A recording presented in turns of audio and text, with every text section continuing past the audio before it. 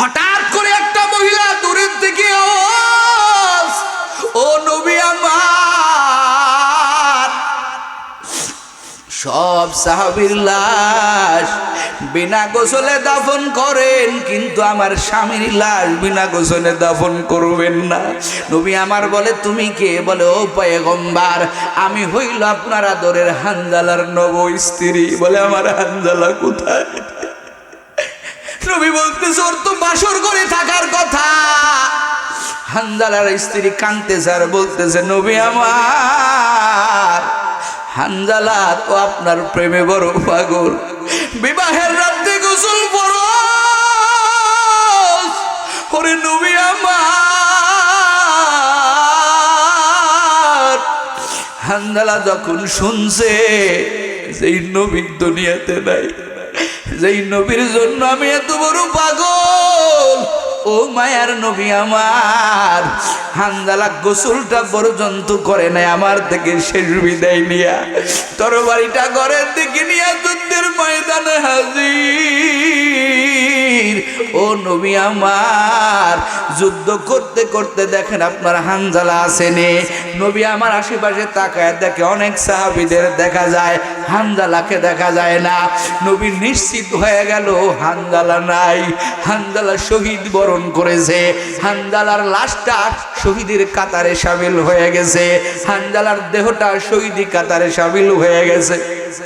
আমার মায়ার নবী চোখের পানি ছাড়তেছে আর বলতেছে, ওরে সাহাবায়ে কেরাম, এই লাশের মিছিলের ভিতরে তালাশ কর, আমার আদরের হানজালারে কই পাওয়া যাবে। হানজালার লাশটা এক জায়গা করো, ওরে গোসল লাগাও, ওর গোসল দিয়া তারপরে আমি নবী ওরে জানাজার নামাজ পড়ায়া কবরে নামাইব। ও তফাদিয়ার মুসলমান সাহাবারা লাশ তালাশ করতে শুরু করলো। অনেক সাহাবীর লাশ পাওয়া যায়, কিন্তু হানজালার লাশ পাওয়া যায় না। একটু জবান ছেড়ে বলেন না আল্লাহু আকবার।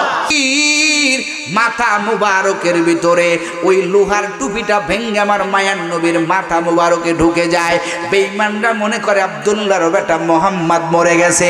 বেঈমানেরা জানতো মুসলমানদেরকে নাস্তানাবুদ করতে হলে একটা মিথ্যা সংবাদ ছড়ায়া দাও। বলে, কি সংবাদ? বলে, ঘোষণা করে দাও তোমরা আর কার জন্য যুদ্ধ করবা, তোমাদের মুহাম্মদ তোমাদের সরদার রহমাতুল লিল আলামিনের জমিনে নাই। এই ভুল সংবাদ যখন ছড়াইয়া দেশে সাহাবায়ে কেরাম পাগলের মতো হয়ে গেছে। ওই পাগলের ভিতরে একজন ছিলেন হানজালা। হানজালা যুদ্ধ করতে করতে শহীদ। এক পর্যায়ে মুসলমানরা বিজয় লাভ করলো। আমার মায়ার নবী পরাক্রান্ত, মাথা মুবারকে আমার মায়ার নবীর আঘাত। সাহাবায়ে কেরামরা মায়ার নবীর একটা পদদেশে একটা পাহাড়ের গর্তের ভিতরে আমার মায়ার নবী পড়ে গেলেন। আমার মায়ার নবী ওই গর্ত থেকে উঠাইলেন সাহাবায়ে কেরাম। আমার মায়ার নবী বলতেছে, রে সাহাবীরা রে, দেখ আমার কোন কোন সাহাবারা শহীদ বরণ করেছে, শহীদের মৃত্যুর দরজায় পৌঁছায় গেছে। কোন কোন সাহাবীরা শহীদ বরণ করেছে, কোন কোন সাহাবীদের জীবনটা আল্লাহর রাস্তায় বিলীন হয়ে গেছে। এদেরকে একত্রিত করো। ইসলামের বিধান হলো যারা শহীদ হবে আল্লাহর দ্বীন জিন্দা করার জন্য, এদেরকে ইসলামের বিধান হলো এদের গোসল চলবে না। আমাদের কোনো লোক যদি মরে যায় আমরা গোসল করাই, গোসল করাটা ওয়াজিব, গোসল করাটা জরুরি, গোসল করাইতে হবে। কিন্তু শহীদ আমার আল্লাহর কাছে এমন দামি। ও তফাদিয়ার মুসলমান, ও পর্দার আলের আম্মা জানেরা, কেমন আম্মা জান, হানজালা শহীদ হয়ে গেল। আমার মায়ার নবী কয়, যা আমার সমস্ত শহীদি সাহাবীগুলোর লাশগুলো একত্রিত কর। আজকে বিনা গোসলে আমি নবী ওদের জানাজার নামাজ পড়াইয়া দাফন করব। জোরে কান আল্লাহু আকবার। সাহাবীগুলোর লাশ এক জায়গা করতেছে। হঠাৎ করে একটা মহিলা দূরের থেকে আওয়াজ, ও নবী আমার। সব সাহাবীর লাশ বিনা গোসলে দাফন করেন, কিন্তু আমার স্বামীর লাশ বিনা গোসলে দাফন করবেন না। নবী আমার বলে, তুমি কে? বলে, ও পয়গম্বর, আমি হইল আপনার আদরের হানজালার নব স্ত্রী। বলে, আমার হানজালা কোথায়? নবী বলতেছে, ওর তো বাসর করে থাকার কথা। হানজালার স্ত্রী কাঁদতেছে আর বলতেছে, নবী আমার, হানজালা তো আপনার প্রেমে বড় পাগল, বিবাহের রাতে গোসল ফরজ। ওরে নবী আমার।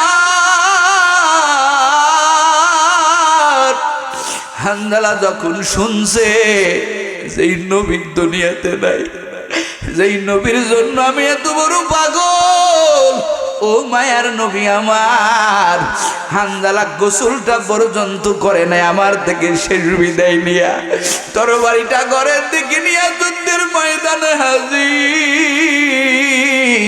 ও নবী আমার, যুদ্ধ করতে করতে দেখেন আপনার হানজালা আসেনি। নবী আমার আশেপাশে তাকায় দেখে অনেক সাহাবীদের দেখা যায়, হানজালাকে দেখা যায় না। নবী নিশ্চিত হয়ে গেল হানজালা নাই, হানজালা শহীদ বরণ করেছে। হানজালার লাশটা শহীদের কাতারে শামিল হয়ে গেছে, হানজালার দেহটা শহীদি কাতারে শামিল হয়ে গেছে। আমার মায়ার নবী চোখের পানি ছাড়তেছে আর বলতেছে, ওরে সাহাবায়ে কেরাম, এই লাশের মিছিলের ভিতরে তালাশ কর, আমার আদরের হানজালারে কই পাওয়া যাবে।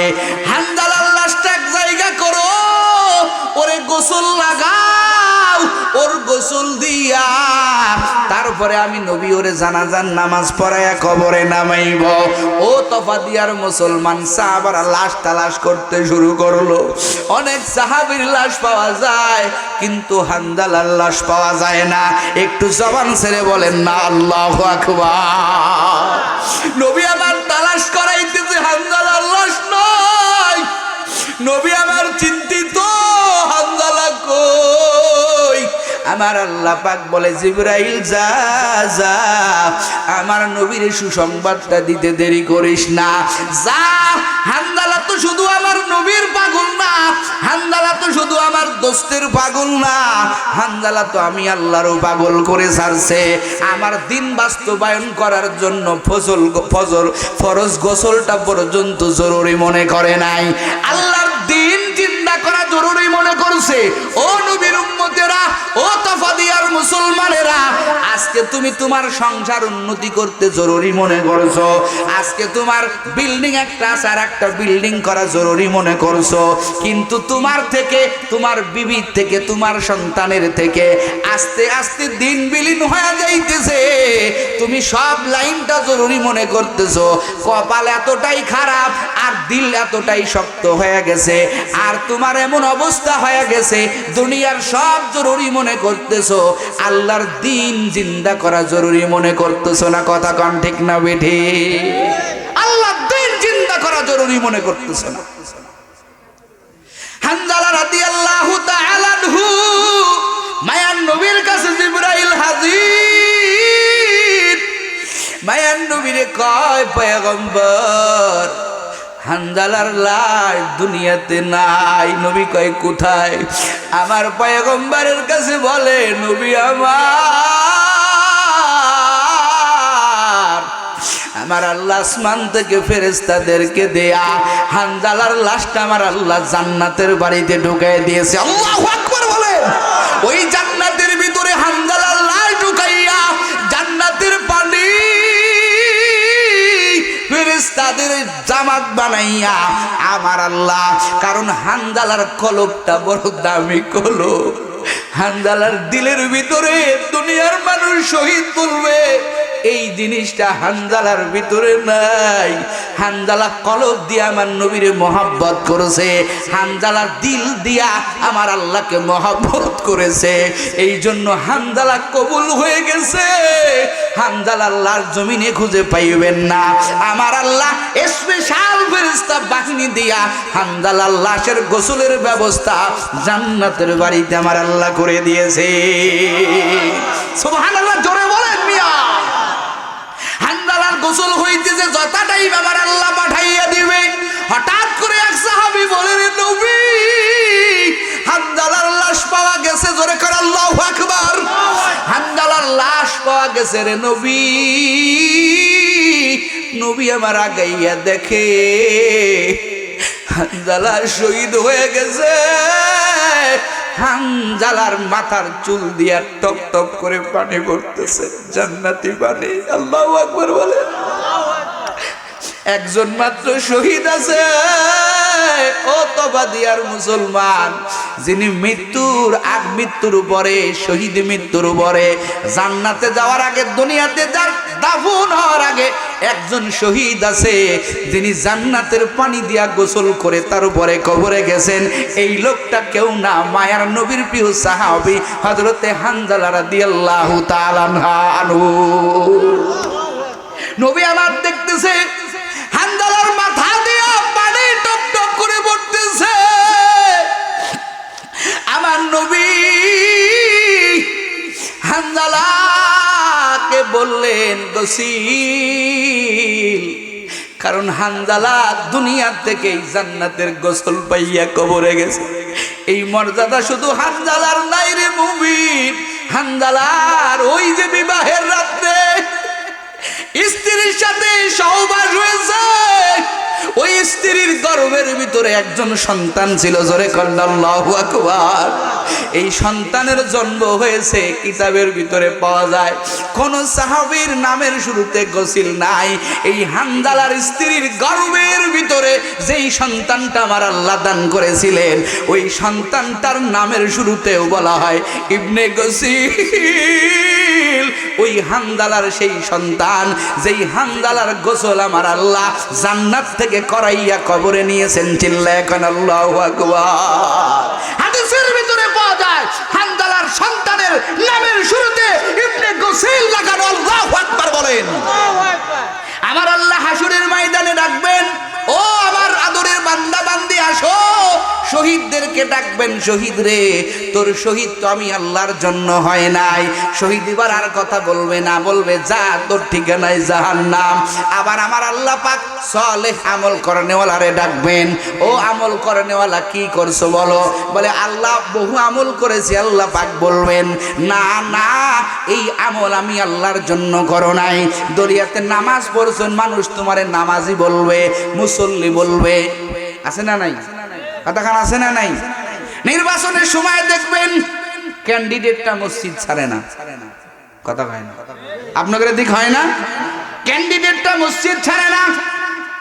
বিভিন্ন সময় দেখবেন আল্লাহর বান্দার মা মরে গেছে। কে মরে গেছে? মা মরে গেছে। 10 দিন 20 দিন মসজিদে যাতায়াত করে কি করে না? কথাখান করে কি করে না? 1 মাস চলে গেছে, 2 মাস চলে গেছে, নামাজ নাই, টুপি নাই, সুন্নাত নাই। কথা কয় না? নির্বাচনের সামনে ভোট দরকার। কি দরকার? সত্য কথা বলতে সমস্যা কি? জোরে বলেন কি দরকার? আমি যদি মসজিদে না যাই জনগণ আমারে ভোট দিবে না, এরকম মুসল্লি আছে না নাই? আমি যদি মসজিদে না যাই জনগণ আমারে মুসল্লি বলবে না। আমি যদি হাজির টাইটেল না লাগাই, আমার নামের শুরুতে হাজি যদি না লাগে, আমার তো সম্মান থাকবে না। হাজির টাইটেল লাগানোর জন্য আল্লাহর বান্দা বাইতুল্লাহে গেল, আল্লাহর বান্দা হজ করলো। এর টাইটেল লাগানোর জন্য যদি তুই হজ করো, একবার কেন যদি প্রতি বছর 2-4 বার করেও করো, তোমার হজ আমার আল্লাহর দরবারে কবুল হবে। কথাগান হবে? আল্লাহ পাক বলেন ইন্না সালাতি ওয়া নুসুকি ওয়া মাহইয়ায়া ওয়া মামাতি লিল্লাহি রাব্বিল